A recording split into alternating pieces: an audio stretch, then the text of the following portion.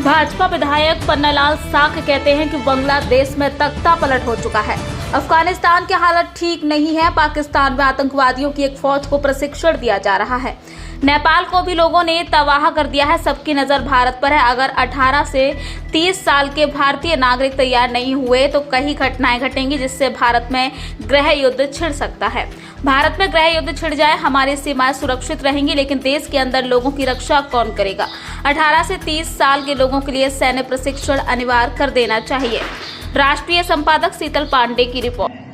और 18 से 30 वर्ष के लोग तैयार नहीं हुए तो याद रखना, अभी अभी ऐसे कई घटनाक्रम हो गए कि अपने देश के अंदर भी गृह युद्ध छिड़ जाए। छिड़ना चाहिए।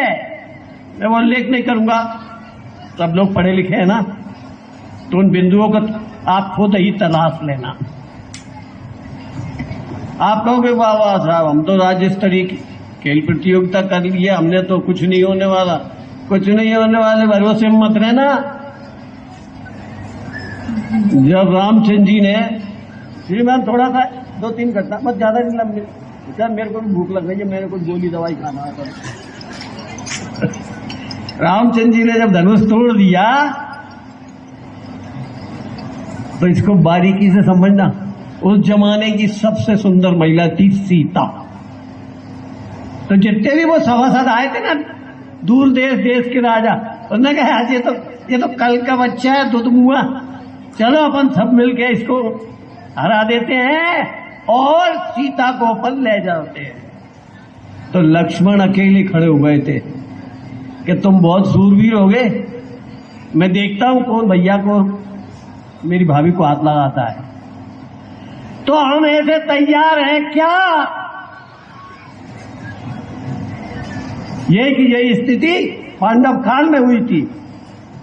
जब द्रौपदी का वरण हो गया था तो सबने उनको ये कोशिश की थी कि पांचाली को छुड़ा लो और इनको मार के भगा दो।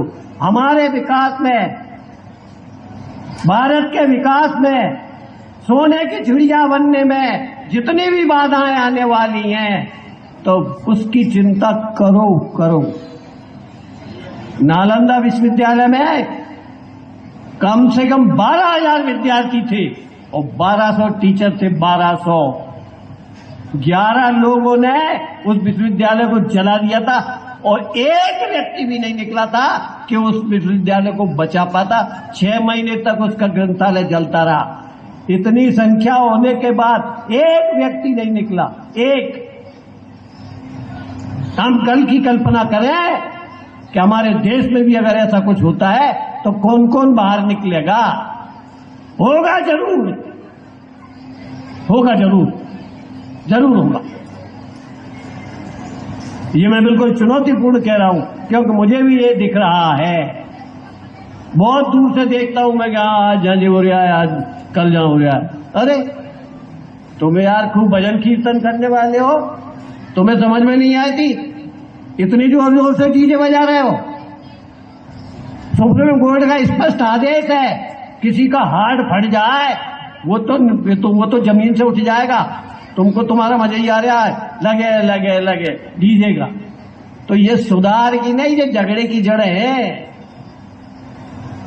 तो ये ऐसा कुछ होने वाला है, ये बात पक्का मानना। मैं जिला दंडाधिकारी जी के सर्वत निवेदन करता हूं कि श्रीमान सावधान हो जाइए, नहीं तो ये जितने भी ये स्कूटी वगैरह लेके गए ना यहां से, कोई इनमें 2 थप्पड़ लगाएगा और स्कूटी छुड़ा ले जाएगा,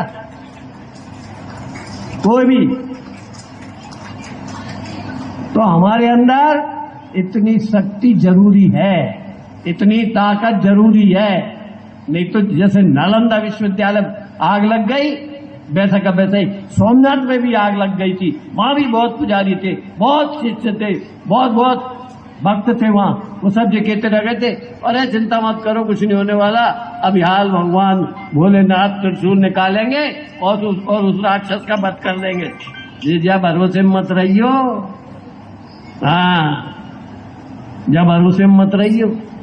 जो व्यक्ति 1000 वर्ष की तपस्या के बाद भारत में आया है, उसको बल देना, उसको ताकत देना, ये हमारा कर्तव्य है। सीमाएं तो सुरक्षित है, सीमाएं सुरक्षित रहने वाली है, पर अंदर कौन करेगा? अंदर की भी तो सुरक्षा जरूरी है। इसलिए मैं दंडाधिकारी जी से निवेदन करूंगा, एक प्रतिवेदन बना है और 18 से 30 वर्ष के लिए आवश्यक मिलिट्री की सेवा ट्रेनिंग